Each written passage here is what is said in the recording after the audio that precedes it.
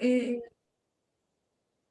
me he basado un poquito en las indicaciones que me ha dicho Vanessa, ¿vale?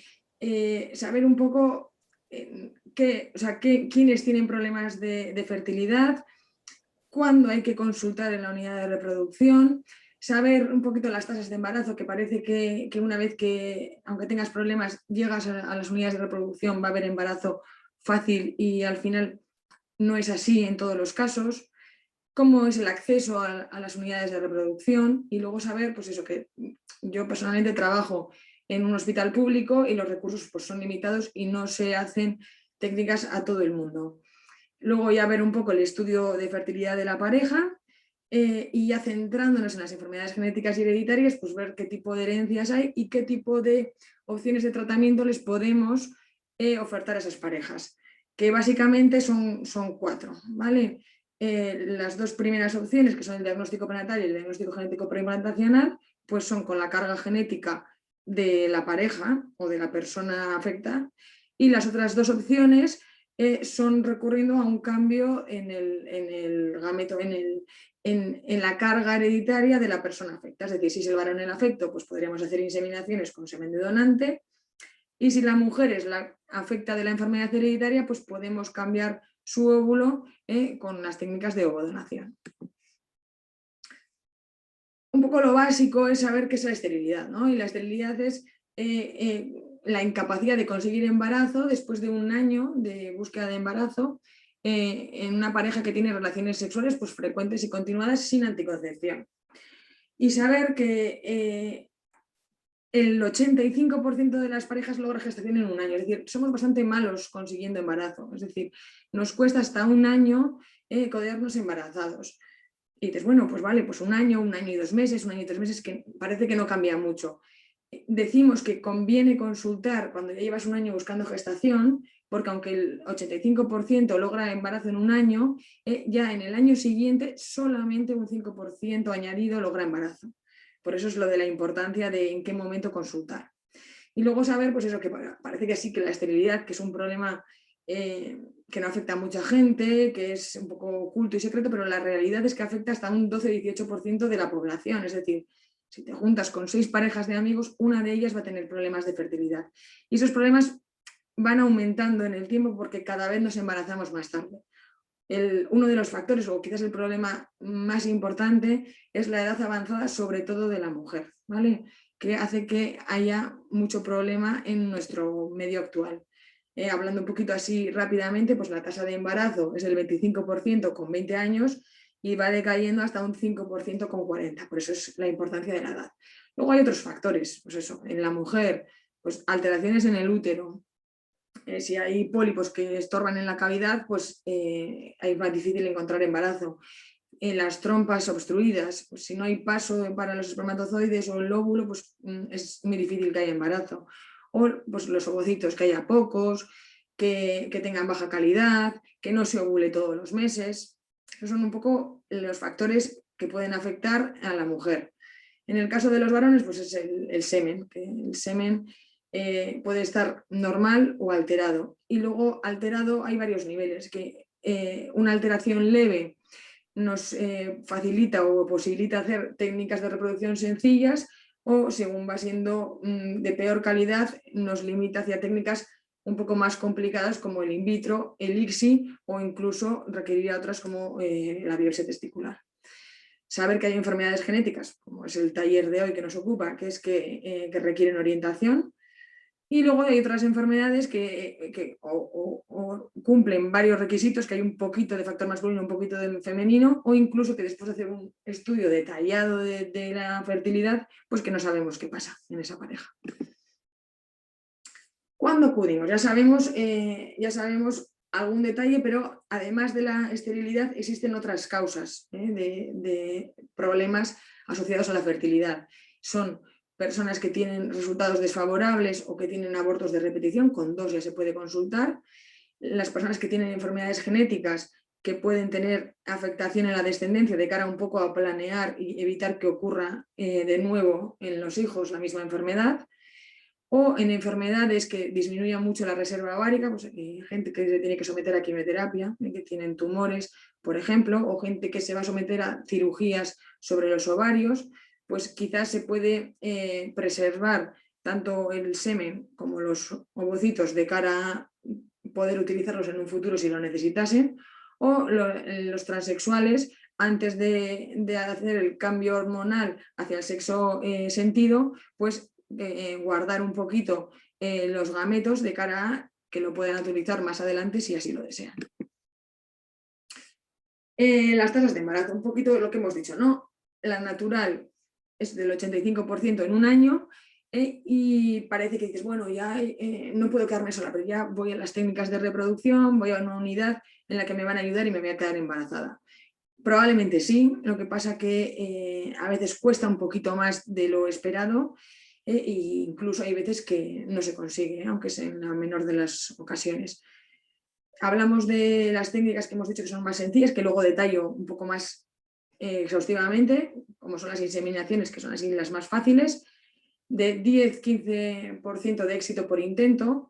Lo que pasa que como hacemos de 4 hasta 6 inseminaciones, pues lo normal es que acumulativamente consigamos un 80% de éxito, que es similar a la tasa de embarazo natural. Con los in vitro, pues la tasa de éxito por ciclo, o sea, que es cada vez que te estimulas y vas a quirófano, es alrededor del 30-35%, lo mismo, pues si juntas 3 ciclos, que es como lo que solemos hacer, pues conseguimos un 80% de éxito. Y luego ya el lobodón es otra técnica un poco distinta, porque es hacer un in vitro, pero cambiando el óvulo alterado, y entonces, como suele ser de mujeres jóvenes, pues la tasa de embarazo es mucho mayor, de hasta un 50%.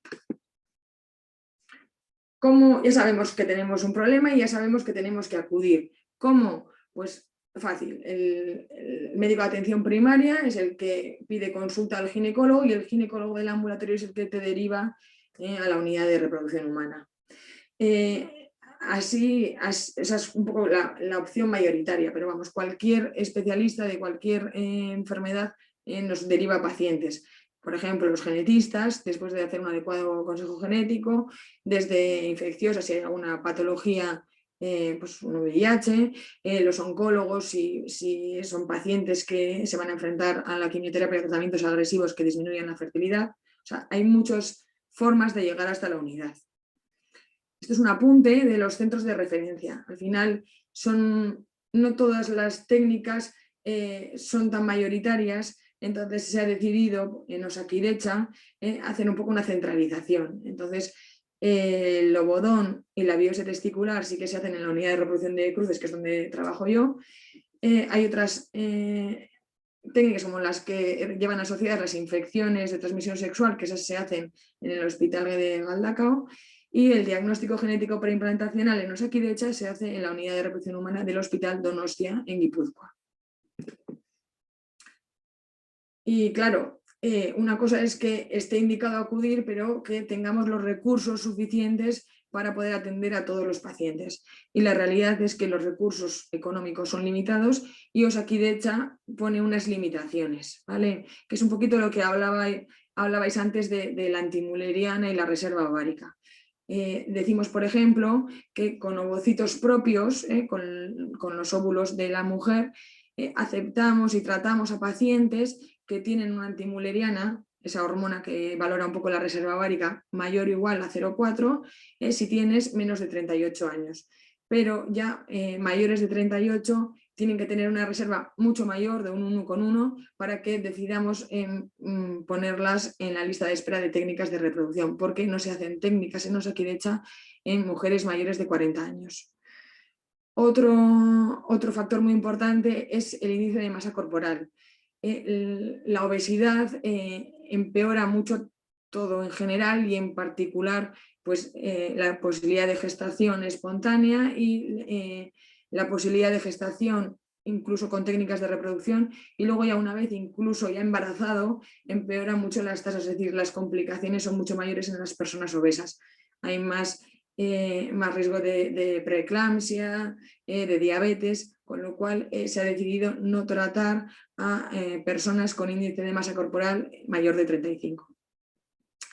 Hablando un poco el número de veces que hacemos cada técnica, se ha puesto como tope hasta 3 punciones en total, incluyendo las punciones realizadas en centros privados.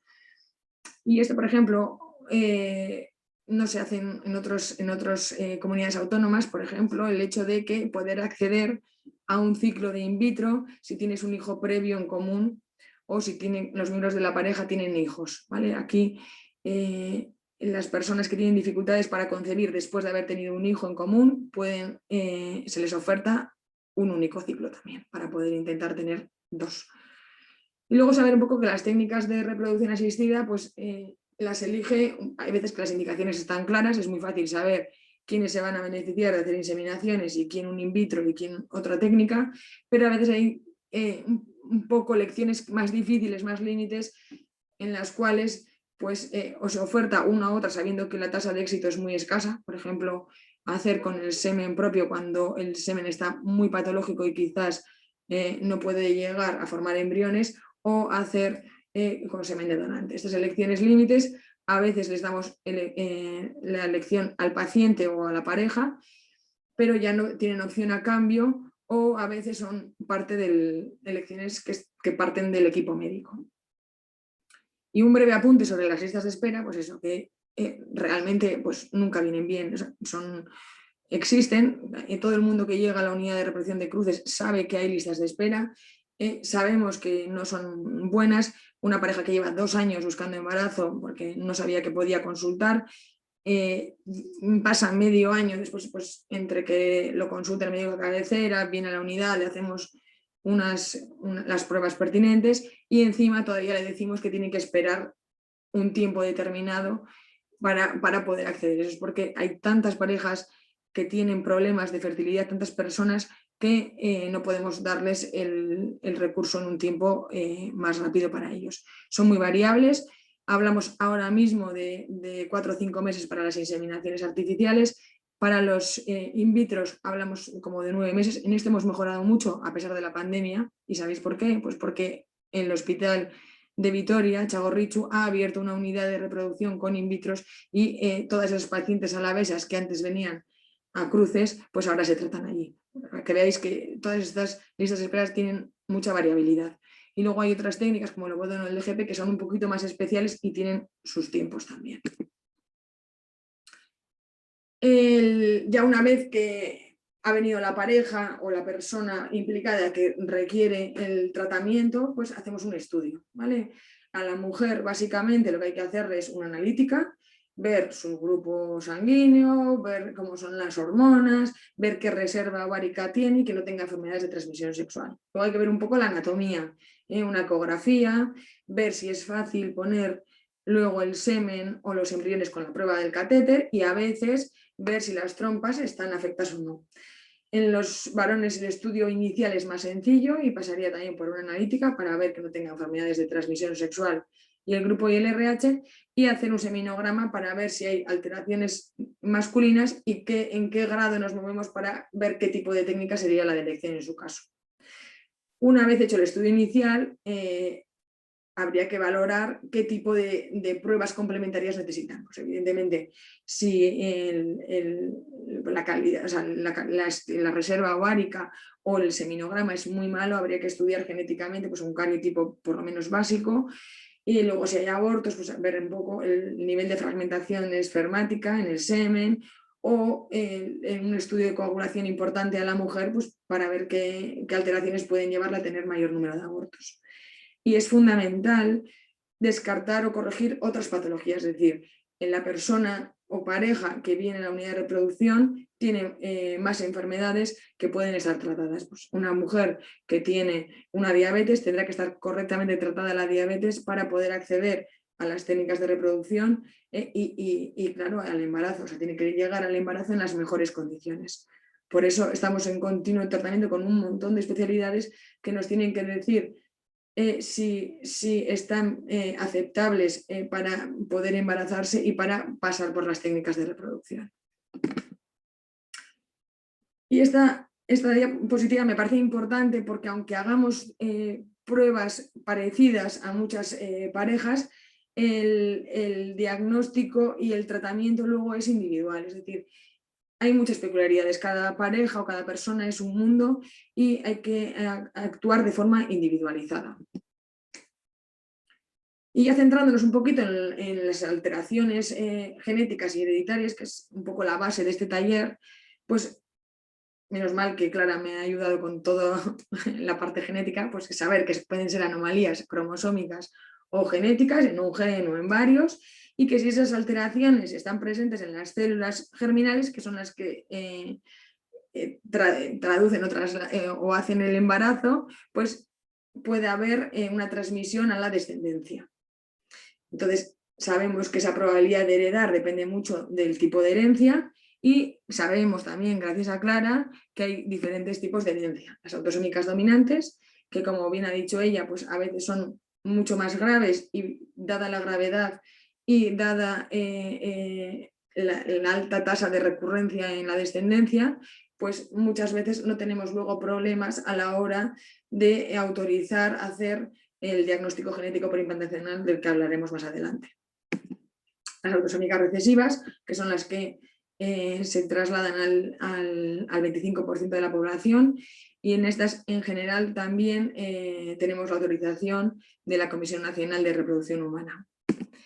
Y luego otras enfermedades ligadas al cromosoma X dominantes, al cromosoma X recesivas y al cromosoma Y. Lo más importante, que es lo que ha dicho mi compañera, es el consejo genético, ya lo que ella ha llamado asesoramiento genético. ¿Por qué? Porque esto nos permite saber cómo afecta la patología a la persona, qué tipo de tratamientos puede recibir, qué tipo de evolución de la enfermedad se espera en esa persona o en esa familia, y qué tipo de recurrencia se espera en su descendencia. Entonces así se puede facilitar una información global acerca de su patología. Y ya metiéndonos en harina, podemos hablar de los 4 tratamientos básicos que tenemos para poder tener hijos sanos en los pacientes portadores de enfermedad genética, ¿vale? Ya hemos dicho que 2 pasarían por tener la carga genética hereditaria de la pareja, y las 2 últimas sería obviando esa carga genética y utilizando semen de donante si es el varón el afecto, o los óvulos donados si es la mujer afecta. El diagnóstico prenatal, pues, básicamente es conseguir un embarazo de forma espontánea, la pareja en su casa, y luego hacer un estudio de cara a saber si ese embarazo, ese embrión, feto, está afecto de la enfermedad o no. Eso se hace por 2 técnicas diferentes, que son la biopsia de colon, la vellosidad corial, que se puede hacer pronto en el tiempo, alrededor de la semana 12, y la amniocentesis, que se hace un poquito más tarde en el tiempo, alrededor de la semana 16. Las 2 técnicas son invasivas, es decir, se pincha a través de la vagina o de la tripa para sacar o placenta o líquido amniótico. El riesgo de pérdida de embarazo es pequeño, alrededor de un 1%, 2%, pero existe. Y luego se estudia la carga genética y se decide si ese feto está afecto de la enfermedad o no. Y luego ya es cuando viene el consejo genético y las posibilidades de interrumpir si el feto estuviese afecto o no. Pero claro, ¿en quiénes se puede hacer este tipo de diagnóstico prenatal? Solamente en los que previamente se ha hecho un estudio de la mutación y se ha hecho un adecuado consejo genético. O sea, se beneficiarían las mismas personas parejas que se pueden beneficiar también de hacer un diagnóstico genético preimplantación. O sea, requiere previamente haber hecho un estudio de la enfermedad. La posibilidad de interrumpir el embarazo o de abortar, pues no hay ningún problema hasta la semana 14. A partir de esas semanas, pues necesita la autorización de 2 ecografistas, 2 ginecólogos ecografistas, y más adelante, a partir de la semana 22, necesita un comité de interrupción, que están publicados en el BOI, están formados por 3 personas, un pediatra y 2 obstetras, con la posibilidad de que la pareja acceda a la elección de uno de esos 3 especialistas. Saber que estas enfermedades cada vez tienen más importancia, más relevancia, se les a pesar de ser en ocasiones enfermedades consideradas raras por la prevalencia, sabemos la carga que tienen y la implicación.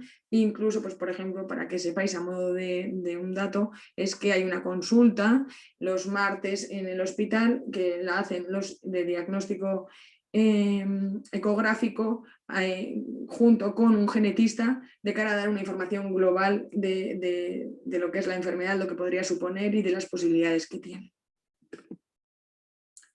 Y hablando un poco del diagnóstico genético preimplantacional, que es un poco como la prueba Princes, que es como la más importante, pues ¿en qué consiste? Pues es una técnica para seleccionar los embriones, es decir, lo que consiste en hacer una técnica de reproducción, un ICSI, o sea que es como un in vitro ICSI, y elegir para transferir al útero solamente los embriones que no estuviesen afectos de la enfermedad. Osakidetza y la sanidad pública en general solamente permite el diagnóstico genético preimplantacional para evitar la transmisión de enfermedades hereditarias que sean graves y que no tengan tratamiento postnatal. Por ejemplo, las personas abortadoras, aunque en los centros privados puedan tener acceso al DGP, no se beneficiarían de este tipo de tratamientos en Osakidetza. Y tampoco, que también lo ha dejado clara, es tampoco las personas que tienen más prevalencia, más posibilidad de tener cánceres. Por ejemplo, hay unas personas que tienen unas alteraciones que son los BRCA, que he hablado también, que tienen más prevalencia y más posibilidades de tener cáncer de ovario o de mama. Y como hay otra serie de tratamientos, las personas pueden tener una vida sana y plena, incluso cirugías profilácticas, pues actualmente no está autorizado el diagnóstico genético pues, para ellas. Pues esta es la ley, que es del 2006, y lo que viene a decir es eso, básicamente, que solamente en enfermedades hereditarias graves de aparición precoz y que no tienen tratamiento, también en alteraciones que pueden comprometer la viabilidad del embrión, y ya aquí hace otro apunte a la posibilidad de elegir antígenos de histocompatibilidad en los embriones, elegir embriones especiales para poder curar o tratar a hermanos afectos de otras enfermedades, para poderles trasplantar, por ejemplo, la médula ósea. En ese caso también estaría permitido hacer el DGP. Y vale, ya hemos dicho que es seleccionar los embriones, pero ¿cómo llegamos a formar esos embriones? Pues con las técnicas de in vitro, ¿vale? Hacemos una estimulación en la mujer, luego lo detallo un poquito más, cogemos los ovocitos en un momento determinado, hacemos embriones, los analizamos en laboratorio, y después ponemos solamente los embriones que no estuviesen afectos de la mutación o enfermedad. Esta diapositiva, que es un poco densa, solamente es para decir que si ya hay que cumplir una serie de requisitos de cara a poder acceder a las técnicas de reproducción en Osakidetza en general, para poder acceder a la realización del diagnóstico genético preimplantacional todavía hay unos requisitos mayores, ¿vale? Pues por ejemplo, se meten también con la edad del varón, que no puede ser mayor de 55 años, que ningún miembro de la pareja podría tener una esterilización, haberse hecho una vasectomía o una ligadura de trompas, que no se pueden tener hijos sanos para poder acceder al diagnóstico genético preimplantacional. Con uno que tengan ya lo dan por estable, ya no vale otro intento. Y el peso, pues ya veis que tiene tanta relevancia que incluso tienen que tener aquí, en este caso, un índice de masa corporal menor de 30-32. Y luego un poco cómo hayan ido los ciclos previos. Hemos dicho que se puede acceder hasta 3, pero es un poquito en función de la reserva ovárica, de cuántos ovocitos hemos conseguido. Si no conseguimos muchos ovocitos en el quirófano, no podemos hacer muchos embriones, y si no podemos hacer muchos embriones, no podemos estudiarlos y tener muchos embriones sanos para poder transferir. Entonces, en función de cómo vayan los primeros ciclos, se decide si esa pareja es candidata a un nuevo intento o no. Saber que tenemos que derivar en Osakidetza todos los casos a la Comisión Nacional, y que se ha intentado crear un comité regional de cara a agilizar estos procesos que a veces pues, se alargan en el tiempo. Para derivar las pacientes, por ejemplo, desde mi hospital, desde Cruces, al Hospital Donostia, para valorar la realización de un diagnóstico genético preimplantacional, necesito un montón de burocracia, es decir, necesito un montón de informes de todos los especialistas implicados.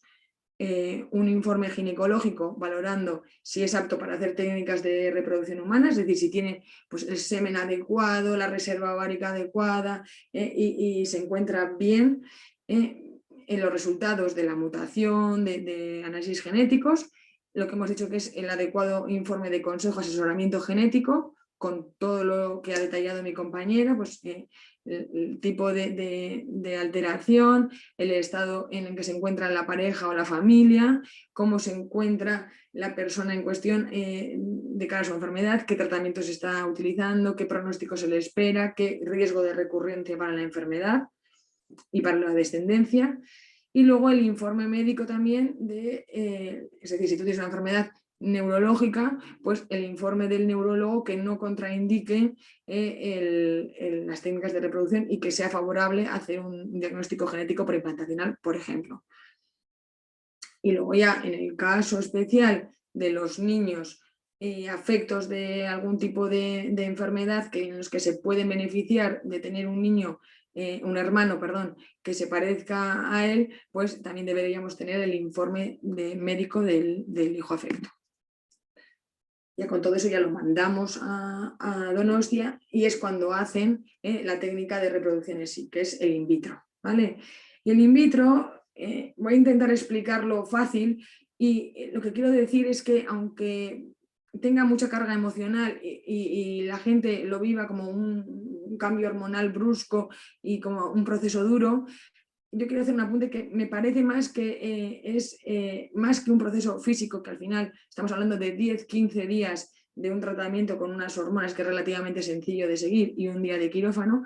Me parece que es un poco más el carrusel de emociones en los que estás arriba y abajo. En principio, pues contento porque llegas a la unidad de reproducción, luego triste porque ves que se alarga el proceso, luego nervioso porque va a empezar, luego empiezas, ya, otra vez la gente se viene arriba, luego pues, van viniendo como los disgustillos, ¿verdad? Pues en quirófano pues hemos sacado pocos ovocitos o hemos sacado muchos, pero luego 2 días más tarde decimos que hemos hecho pocos embriones. Luego hacemos los embriones y decimos que de esos quedan solamente 2 sanos y de esos 2 sanos, pues la primera vez que ponemos uno pues no va bien y nos queda otro. Pues, al final lo que vengo a decir es que el in vitro en sí es sencillo, que es lo que voy a explicar ahora, pero que todo lo demás que va acompañando pues es bastante duro, ¿vale? Para quitarle un poco a lo físico y al tratamiento un poco de carga, pues os voy a explicar eso, en qué consiste. Y es relativamente fácil. Hacemos lo que se llama la supresión hipofisiaria, que es básicamente tener a los ovarios en reposo. ¿Cómo se consigue eso? Pues con 15 días, con 10-15 días de tratamiento anticonceptivo hormonal diario y ya está. Vemos a la mujer, vemos que están los ovarios inactivos, todo tranquilo, todo bien, y ponemos la medicación para empezar. La medicación para empezar son gonadotropinas, que son hormonas que ponemos pinchadas en la tripa todos los días, a 1 hora, más o menos. Y la idea es conseguir que en vez de tener un ovocito, que es el que vaya a ovular, tener un montón de ovocitos, ¿vale? Eso los vamos siguiendo en el tiempo con ecografías y con analíticas, pues para ver un poco cómo van los niveles hormonales, y con 2 o 3 visitas después vemos que están grandes, maduros, y desencadenamos la ovulación con otro pinchazo distinto. Vamos a quirófano, que es quizás este sí que el momento más crítico de todo el in vitro, en el que puede haber más riesgo de complicaciones. En quirófano, pues lo normal es que vaya todo bien, eso sí. En quirófano por vía vaginal sacamos todos los ovocitos, habitualmente con anestesia general. La paciente se duerme pues, alrededor de 10-15 minutos y se vuelve a despertar sin dolor. Quitamos los ovocitos, lo juntamos con el semen, y ahí es cuando se mandan los embriones de Donostia a Biocruces, se analizan y realmente si estuviesen sanos, una vez que hemos preparado otra vez a la mujer para recibir esos embriones, le pondríamos los embriones de 1 en 1 o como mucho de 2 en 2, en función de las características. Y esta diapositiva, que parece muy complicada, no lo es tanto, solamente es para explicaros que se empieza con la regla, que hemos dicho dejar para saber que no se activen en los ovarios. Ponemos anticonceptivos unos días, 10-15 días, hacemos una visita al ginecólogo, nos dicen que está todo bien y empezamos a pincharnos, ¿vale? Aquí. 1 día, 2 días, 3 días, y aquí empezamos a las visitas, ¿vale? Una visita al día 5, una ecografía para ver cómo van creciendo y una analítica pues, para ver cómo van los niveles hormonales. Otra visita 2 días más tarde, otra visita, y habitualmente ya en la tercera, cuarta visita decimos, mira, están los óvulos maduros, tienes muchos, vamos a desencadenar la ovulación con otro pinchazo distinto y vas a venir 2 días después a la unidad de reproducción y te vamos a hacer en quirófano la extracción de los ovocitos. Se hacen los embriones y en día 3 o 5 se analizan, te digo que hacen un viaje, vienen a Biocruces, se analizan y se mandan los resultados otra vez a Donostia, y entonces una vez que has suspendido la medicación te baja la regla y luego ya con la siguiente o con la siguiente, una vez que hemos preparado el endometrio, podemos poner los embriones. Y se hacen un test de embarazo después y ya está. ¿Vale? Para que veáis que no es tanto como parece. Y una vez que ya hemos contado las dos técnicas en las cuales la carga genética es la de la pareja, pasamos un poco a contar lo que es la inseminación con el semen de donante y luego la ovodonación, ¿vale? La inseminación básicamente es parecida al ciclo de in vitro, es decir, ponemos hormonas para estimular el crecimiento de los folículos de los ovocitos de la mujer, pero en mucha menos dosis, y luego no requiere ir a quirófano, sino que cuando consideramos que esos ovocitos están maduros, lo que hacemos es citar a la paciente para ponerle el semen de donante en la consulta sin ningún tipo de dolor, ni anestesia, ni nada, ¿vale? Y luego suplementamos un poco, damos un poco de medicación para el útero de esa mujer, para que sea un útero que acoja al posible embrión, y hacemos un test de embarazo. Entonces, la misma gráfica que antes, que es un poquito más sencilla. Baja la regla, empezamos a usar medicación pinchada, pero en baja dosis, hacemos un par de visitas, por ejemplo, los días 7 y 9, y ya decidimos que vamos a hacer la inseminación. Hacemos venir otro día más tarde, cogemos el semen, lo ponemos en una canulita, lo metemos y a la mujer le decimos que se ponga unas pastillas vía vaginal, pues de cara a favorecer el acogimiento del embrión, ¿vale?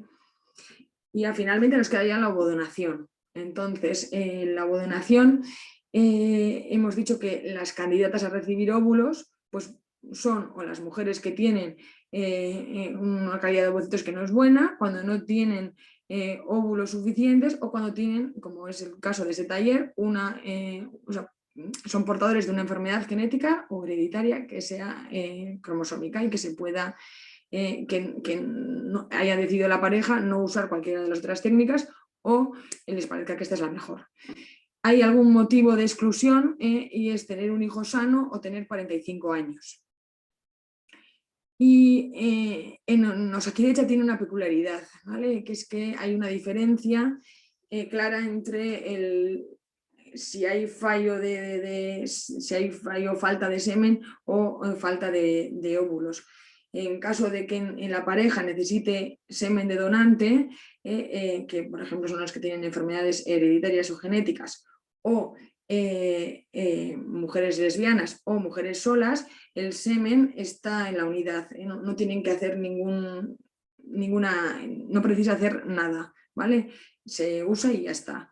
En cambio, en el caso de la ovodonación es un poco más peculiar porque no tenemos un banco de ovocitos, ¿vale? Entonces se suma un poquito a la carga de que necesitan una técnica de reproducción y que necesitan un óvulo de donante, la necesidad de tener que aportar ellas una persona que sea apta para donar y done para otra pareja, y en ese caso ya poder acceder a recibir un óvulo de donante. Entonces, estas donantes que las traen las propias pacientes también tienen que pasar un cribado y tienen que hacer un estudio de fertilidad, que aparte de tener entre 18 y 35 años, por lo que hemos dicho antes de que la edad es un factor en la reserva ovárica muy importante, tienen que hacer el estudio que hemos hecho como a otras mujeres que han venido a la unidad de reproducción, solo que añadimos un estudio genético, ¿vale? Hay que hacer un cariotipo a todas y descartar siempre la fibrosis quística, la atrofia medular espinal y el X frágil. En el caso de que sean aptas, que no tengan, que eso esté todo bien y que no tengan malformaciones en la familia ligadas a cromosomapatías o alteraciones genéticas, o que ellas mismas no tengan enfermedades genéticas, pues podrían donar. Otro apunte es que en España solamente está autorizado a hacer 6 hijos con el mismo donante, con lo cual eso es importante de cara a elegir una donante. Y en esos números de hijos también contarían los hijos propios, con lo cual cuidado con la que ha donado muchas veces, porque tendríamos que investigar cuántos embarazos, cuántos hijos han salido de sus ovocitos. ¿Y cómo se hace? Pues como un in vitro normal. Lo que pasa es que aquí se junta un poquito las dos mujeres. La primera parte del ciclo la hace la donante, que se le dan las hormonas y tiene esas consultas para hacer las analíticas y las ecografías, y cuando se decide que están maduros los óvulos para hacer la punción, se la programa en quirófano. Y mientras a la receptora se le han dado unas pastillas o unos parches para que prepare el endometrio y luego otras hormonas para recibir al embrión. Cuando a la mujer se le quitan los ovocitos, la donante ya deja de tener ya su función y se junta con el semen de la pareja y esos embriones se introducen después en el útero de la mujer, ¿vale? Y se hace un test de embarazo. Ya está, esto es un poco lo que os quería contar. Saber que hay mi compañera, la doctora Bego, ha hecho hace muy poco, Bego Prieto ha hecho un blog que lo ha colgado en Osakidecha, en la unidad de cruces, de cara un poco a contar quiénes tienen acceso, qué tipo de técnicas hacemos, cómo las hacemos y respondiendo un poco a las preguntas más frecuentes de las parejas, que yo creo que es muy útil y que os va a gustar. Y luego saber que hay un montón de asociaciones que tienen que ver con la fertilidad que están muy implicadas, porque al final es un tema que preocupa mucho a las parejas y a las familias. Y nada más que eso, que nuestro objetivo es intentar tener familias sanas y felices y pues eso, que muchas gracias por haberme invitado y a ver, espero resolver las preguntas que me hagáis, a ver si es fácil, ¿vale? Pues nada más que contaros.